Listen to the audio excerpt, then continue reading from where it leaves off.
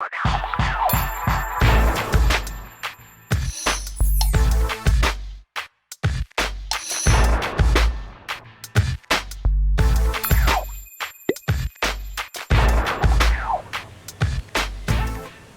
रह गए हैं, इतना लेट कर दिए हैं।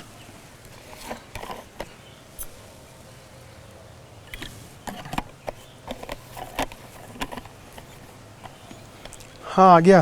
अरे आ गए, बहुत हाँ। लेट कर दिया आज। अरे आज बहुत देर तक मीटिंग चली, काफी लोग आए हुए थे, प्रेयर के लिए रुकना पड़ा, इस वजह से मैं लेट हो गया। पादरी साहब बहुत देर से वेट कर रहे थे आपका। क्यों, क्या हो गया, किस लिए आए थे भाई साहब? नहीं, ऐसे ही मिलने के लिए आए थे। क्या बोल रहे थे भाई साहब? वो कुछ बात करनी थी उनको, तो वो इसलिए मिलने के लिए आ गए थे। यहाँ से निकल रहे थे तो मिलने आ गए। अच्छा चलो, मैं उनको फोन करके बात कर लूंगा। आज बड़ी मजेदार घटना एक हुई। अच्छा, क्या हुआ ऐसा? जो पादरी साहब आए तो छोटी मिलने के लिए तैयार नहीं। क्यों? हम बोल रहे हैं कि बेटा पादरी साहब हैं, हाथ मिलाओ। नहीं, ये हमारे पादरी साहब नहीं हैं। क्यों? वो तो बड़ा सा गाउन पहनते हैं, ऐसे करके बोलने लगे। अच्छा, वो गाउन के कारण उनको नहीं पहचान रही थी। वो बिना गाउन के थे, कपड़ों में थे। Okay okay. बहुत सी बार ऐसा होता है कि हमारी जो पहचान है वो हमारे कपड़ों में छुप के रह जाती है। जबकि यदि हम दूसरे तरीके से सोचें तो बाइबल हमें ये कहती है कि हमारी पहचान जो है वो हमारे वस्त्रों से नहीं परंतु हमारे कार्यों से होना चाहिए। और अक्सर ऐसा होता है, यदि हम हमारे समाज में भी देखते हैं तो बहुत सारे ऐसे लोग हैं जिनकी पहचान उनके वस्त्रों से ही रहती है।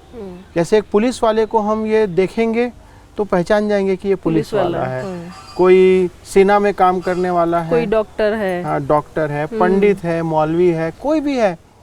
लेकिन मैं ये सोचता हूँ कि जब हम किसी व्यक्ति का नाम लेते हैं तो उसकी कैसी छवि हमारे सामने आती है। यदि मैं तुमसे पूछूं कि मैं याजक शब्द का इस्तेमाल करूं या पास्टर शब्द का, तो तुम्हारे सामने कौन सी छवि आएगी? मेरे हिसाब से तो याजक जो होते हैं वो बहुत आदरणीय होते हैं। वो परमेश्वर के ज़्यादा निकट होते हैं और हमसे ज़्यादा परमेश्वर के बारे में जानते हैं। और सबसे बड़ी बात, वो बाइबल को इजी लैंग्वेज में हमको सुनाते सिखाते हैं। और इसके साथ उन्हें एक विशेष पहचान दी गई थी जो कि उनके वस्त्रों से थी। उन्हें विभिन्न प्रकार के वस्त्र दिए गए थे जिसको कि वो विभिन्न अवसरों पे पहनते थे। और ये जो पोशाकें उन्हें दी गई थी ये विभिन्न रंगों की होती थी, परंतु सिर्फ ये पोशाकें सिर्फ उसके लिए नहीं थी। याजक जो थे वो पवित्र काम के लिए रखे गए थे, परमेश्वर की सेवा करने के लिए रखे गए थे।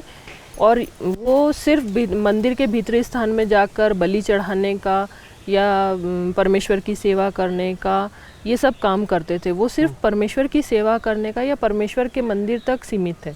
परंतु आज के याजकों से और पुराने याजकों में क्या विशेष अंतर है? देखो, याजक पुराने नियम में याजक था और नए नियम में भी वो याजक है। और ऐसी कोई विशेष जिम्मेदारियों में परिवर्तन नहीं आया है। पहले भी याजक को ये काम था कि वो लोगों के लिए धूप जलाता था, परमेश्वर के सन्मुख बलिदान करता था। आज भी याजक जो है वो बलिदान करता है, परंतु उसका स्वरूप बदल गया है। पुराने नियम में याजक बलि जो चढ़ाता था वो जानवरों की, भेड़ बकरियों की जब बलि चढ़ाया करता था। और नए नियम में हमें ये आदेश मिला है कि हम धन्यवाद और स्तुति के बलिदान चढ़ाते हैं। और एक बड़ा अंतर जो देखने को मिलता है, पुराने नियम में जो याजक हुआ करता था वो उस कार्य को करता था कि सिर्फ याजक के लिए वो ठहराया गया था, ना केवल हर कोई करता था। परंतु जब नए नियम में आते हैं तो हम इस बात को देखते हैं कि नए नियम में हर एक को याजक पद दिया गया है प्रभु यीशु मसीह पर विश्वास करने के द्वारा सा। इसी बात को हम बाइबल में पढ़ सकते हैं। तुम्हारी बाइबल है ना? बाइबल में खोलो पहला पत्रस उसका 2 अध्याय और उसका 9वां वचन। यहाँ ऐसा लिखा है, पर तुम एक चुना हुआ वंश और राजपदधारी याजकों का समाज और पवित्र लोग और परमेश्वर की निज प्रजा हो, इसलिए कि जिसने तुम्हें अंधकार में से अपनी अद्भुत ज्योति में बुलाया है उसके गुण प्रकट करो। तो यहाँ पर 2 चीज हमको सामने आती है। वैसे तो बहुत सारी बातें हैं। एक विशेष बात है कि हमको याजक पद दिया गया है। किसको? केवल पास्टर होने के लिए नहीं, परंतु हर एक को जो प्रभु यीशु मसीह पर विश्वास करता है। तुम भी याजक हो क्योंकि तुमने विश्वास किया है, मैं भी याजक हूँ क्योंकि मैंने विश्वास किया है। और हर एक जो हमारे को सुन रहा है वो विश्वास यदि उसने प्रभु यीशु मसीह पर किया है तो वो याजक है। तो पहला याजक पद हमारे पास है हर एक के पास। और दूसरी विशेष बात यह है कि हम इसलिए याजक बनाए गए हैं कि उसके गुण को प्रकट करें। तो हमारा प्रगटीकरण, परमेश्वर का प्रगटीकरण हमारे वस्त्रों से नहीं होता, हमारे जीवन से होता है, हमारे कामों से होता है। तो ये जिम्मेदारी जो है विशेष हमें दी गई है। तो एक बात बताइए कि हम जब सब याजक बन गए हैं तो हमको भी क्या वैसे कपड़े पहनने पड़ेंगे या क्या करना चाहिए कि अलग, मतलब हम दूसरे लोगों से अलग दिखें? हाँ, ये एक अलग बात है कि हम अलग दिखने के लिए वस्त्रों का इस्तेमाल कर सकते हैं। भाई यदि मैं एक पास्टर का चोगा पहन करके निकल जाऊं बाहर तो हर कोई पहचान जाएगा कि ये पास्टर है, लेकिन वास्तविकता में क्या वो मेरे कपड़े मेरी पहचान है? नहीं, हमारी पहचान जो है वो हमारे कार्यों से है। हम इसलिए चुने गए कि परमेश्वर के गुण को प्रकट करें। तो आवश्यकता यह है कि हम समाज में रहते हुए अपने आप को समाज की जो गलत कार्य हैं उससे दूर रखें और परमेश्वर के गुण को प्रकट करें। दूसरी बात हम कर सकते हैं कि हमारा चरित्र, हमारा बोलचाल, हमारा व्यवहार जो है वो ऐसा रखें जो कि परमेश्वर के गुणों को हमारे जीवन से प्रकट करें। और हर समय हम परमेश्वर को इसके द्वारा से दूसरों के सामने प्रकट कर सकते हैं। और इसके साथ एक और काम हम कर सकते हैं कि हम पाप से अपने आप को दूर रखें और इन परीक्षाओं में जयवंत होकर के हम एक विजयी जीवन जीने के द्वारा प्रकट कर सकते हैं। और इसके द्वारा से हम परमेश्वर की आराधना और उसकी इबादत हम कर सकते हैं। तो ये जो आप बात कर रहे हो परमेश्वर की आराधना करना या उसकी इबादत करना, तो हम अपने कामों से कैसे आराधना कर सकते हैं? देखो, कार्यों से आराधना करना या इबादत करने का मतलब ये नहीं है कि हम कुछ बहुत बड़ा काम करें, परंतु हम सदा परमेश्वर की स्तुति और आराधना अपने मन में कर सकते हैं। इसका ये मतलब नहीं है कि हमें आराधना करने के लिए केवल चर्च में या किसी मंदिर में जाना चाहिए, परंतु हम जहाँ हैं वहाँ पर आराधना कर सकते हैं। क्योंकि आराधना करने का मतलब है कि किसी महान व्यक्ति को सम्मान देना या आदर देना। हाँ, और हमें परमेश्वर को भी वैसा ही सम्मान और आदर देना है। हाँ, बिल्कुल सही कह रही हो, क्योंकि परमेश्वर तो आदर और स्तुति के योग्य है और उसकी महिमा, आदर, इबादत करना हमारे लिए लाजमी है। और यदि बाइबल को पढ़ते हैं तो पुराने नियम में और नए नियम में भी इस बात को बताया गया है कि निरंतर परमेश्वर के दूत स्वर्ग में उसके सन्मुख उसकी महिमा करते रहते हैं, उसकी आदर और स्तुति करते हुए निरंतर हे पवित्र पवित्र पवित्र परमेश्वर करके उसके सामने इस आराधना को करते रहते हैं। तो ये हमारे लिए भी आवश्यक है कि हम भी आत्मा में उसकी आराधना करें। आत्मा में उसकी आराधना करें। उसके साथ साथ ये भी है ना कि हम हर एक परिस्थिति या हर एक समय के लिए उसको धन्यवाद दें। और उसका मतलब ये नहीं है कि हम सिर्फ दंडवत करते रहें या ऐसा नहीं है। हम हर एक समय हम अपने बोलने में, अपने काम करने में, अपने जाने में, अपने आने में हर समय उसको धन्यवाद कर सकते हैं, उसकी आराधना कर सकते हैं। वही बात मैं कह रहा था कि हमें किसी चर्च में जाकर के आराधना करने के लिए इंतजार नहीं करना है, मगर इसका ये मतलब भी नहीं कि हमें चर्च जाना बंद कर देना है। ये तो लोग कहेंगे कि नहीं, हम चर्च अब नहीं जाते, हम कहीं आराधना कर लेंगे। नहीं, ऐसा नहीं है। हमें हर समय, अच्छा, दूसरी एक महत्वपूर्ण बात यहाँ पे सामने आती है कि परमेश्वर आत्मा है। कोई परमेश्वर हड्डी और मांस का बना परमेश्वर नहीं है। तो आवश्यक है कि उसके लोग, वचन भी ये कहता है कि आवश्यक है कि हम आत्मा में होकर परमेश्वर की आराधना और स्तुति करें। और हम जहाँ भी हैं हर स्थान पर आराधना स्तुति कर सकते हैं आत्मा में। मतलब ये हो गया कि जो हमारी आराधना होती है वो आत्मिक होती है। हाँ, मसीहियों की आराधना आत्मिक होती है और ये एक विशेष अधिकार है जो हमें दिया गया है, केवल परमेश्वर ने हमें दिया है आराधना करने के लिए। तो ये तो हो गई हमारी व्यक्तिगत आराधना। पर जब हम कलीसिया के रूप में होते हैं तो हमें कैसे उसकी आराधना करनी चाहिए? जब कलीसिया के रूप में है तो भी आराधना का स्वरूप तो वैसा ही रहता है कि जब हम व्यक्तिगत तौर पे हैं तो भी हम अपने जीवन से आराधना करते हैं, और सामूहिक तौर पे जब कलीसिया की बात करेंगे तो वहाँ पे भी हमको इन सब बातों को करना है। हम मिलकर गीत गा सकते हैं, मिलकर परमेश्वर की आराधना स्तुति कर सकते हैं।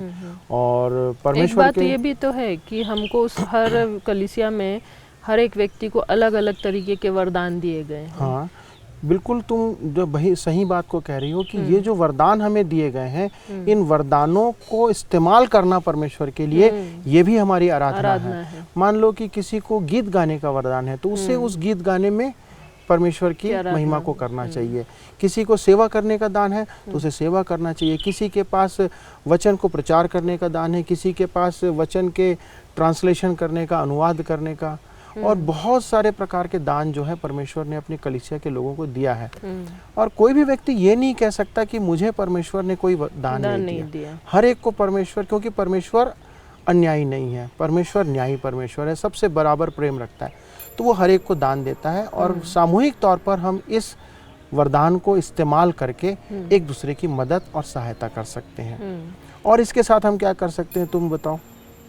इसके साथ में ये भी है ना कि हम एक दूसरे को जैसे क्षमा करना है, एक दूसरे से प्रेम करना है, एक दूसरे के पड़ोसियों को अपने से प्रेम करना है। ये जो सब आज्ञाएं हैं जो दी गई हैं, मसीह यीशु ने हमारे लिए दी है, उन सब को हमको पूरा करना है। उन सब के द्वारा भी तो हम अपने जीवन में छोटी छोटी बातों को करने से हम अपने परमेश्वर की ही तो आराधना करते हैं। और इसमें एक और बात हमें परमेश्वर आज्ञा देता है, परमेश्वर जी कहते हैं कि ना केवल तुम अपने पड़ोसियों से परंतु अपने दुश्मनों के लिए प्रार्थना करो। तो हम उनके लिए प्रार्थना करने के द्वारा, जिनसे हमारा बैर या मनमुटाव है, हम उनके लिए प्रार्थना करके भी हम इस आराधना के काम को कर सकते हैं।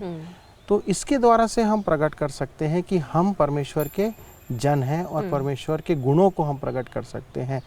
तो ये बहुत अजीब बात होती है कि हमारी पहचान हमारे वस्त्रों से होती है, और होना चाहिए बाइबल के अनुसार कि हमारी पहचान हमारे कार्यों से, हमारे जीवन शैली से, हमारे बोलने से और हमारे हाव भाव से जो दूसरे के सामने हम करते हैं उससे प्रकट होना चाहिए।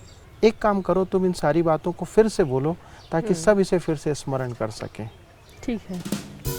सब मसीही लोग परमेश्वर की आराधना करने के लिए याजक ठहराए गए हैं और संसार से अलग किए गए हैं। मसीही होने के नाते हम किसी भी समय और कहीं भी परमेश्वर की आराधना कर सकते हैं।